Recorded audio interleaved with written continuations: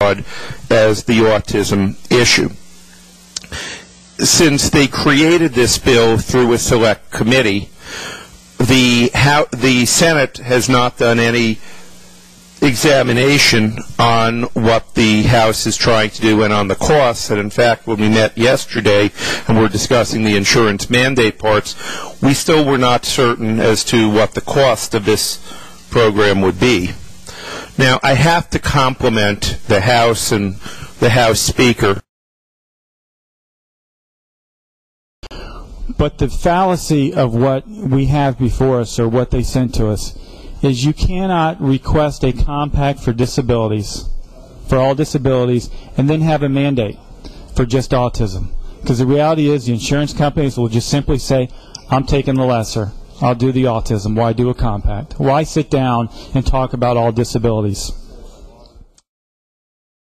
Order. Senator Geller. Mr. President, the House is going to have to decide whether they want an autism bill or not. Mr. President, I move you, sir, that we refuse to concur with the House amendment. Without objection, please read the next bill.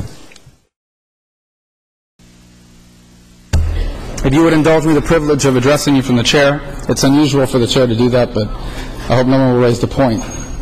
A few weeks ago, we embarked on a journey to create landmark national legislation that dealt not just with children with autism, but children with all developmental disabilities.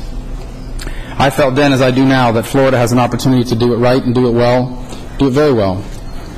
And I am disappointed that we have not been able to put something together that accomplishes our goals. Before us today, we have a Senate message that Representative Gardner and others will explain in a moment. And that Senate message deals with children with autism. Unfortunately, will only cover 14% of those children in the state that have autism.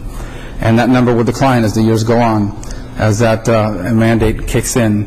It does create a mechanism for a compact where insurers will negotiate with the state to provide coverage for these children. But there's no leverage. There is no mandate hanging over the head of insurers that will ever ensure that they will ever provide that coverage.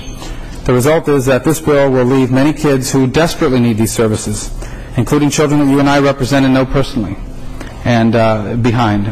Now, you may say, why is that a problem? Why is that a problem? After you have an opportunity to help 14% of the kids, that's better than nothing, and that's a step forward. And here's the problem. The problem with that is that my experience in this process has been that when we do things, no one ever wants to get back to them.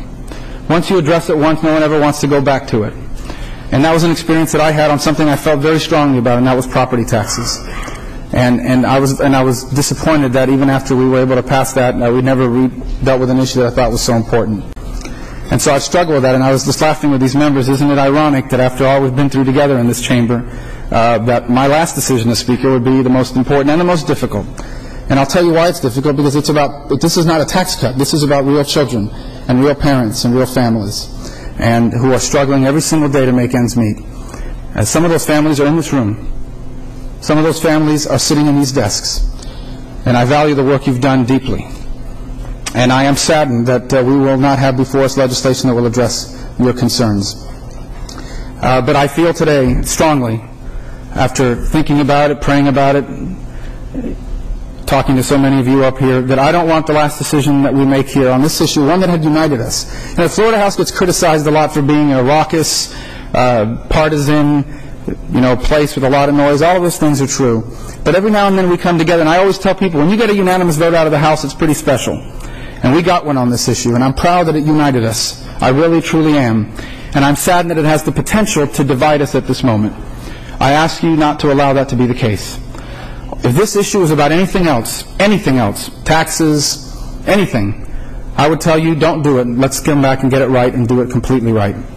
But it has to do with children and with families. And even if it's just 14% of them, I think we have to take a step forward. I know today you gave me season tickets to the Miami Dolphins. I value it very, very much. But I ask you, for those that are coming back, to do something instead. Pledge to each other today, those of you who are returning and those of you who will serve in the Senate next year, including, I hope, Representative Gardner. I hope he will be a senator in 6 months. I believe that he will be, and I believe he will rise to leadership in that chamber. Pledge to each other today that we will not allow this issue to end, that we will not forget the rest of the children who this does not cover, that we will not forget the developmentally disabled children who are not covered by the measure that is about to pass, I hope, that we will not allow this to become like the other issues that we do in this legislative process, that after we deal with something called reform or change, we move on to another topic. Promise each other and pledge today that that will not be the case. I will be a private citizen next year. All I'll be able to do is call you on the phone, write letters to the editor, and urge you on. But understand this obligation. Let it be the parting legacy of this House that we started the process, that we got the ball rolling, that we took an enormous step forward. I hope that this will happen in our time. I hope it will happen in your time, those of you who are returning. Take up and read Senate Bill 2654. 4, a bill to be entitled an act relating to autism spectrum disorder. Representative Gardner. Thank you, Mr. Speaker. Members, this is essentially the Senate position. And as the Speaker said, it only covers autism. It does not cover other disabilities. And I would move that we concur with the Senate and take it up and pass it and send it to the Governor. Representative Gardner moves that we receive from the House position and concur in the Senate amendment. All those in favor signify by saying yea. Yea. Opposed, no.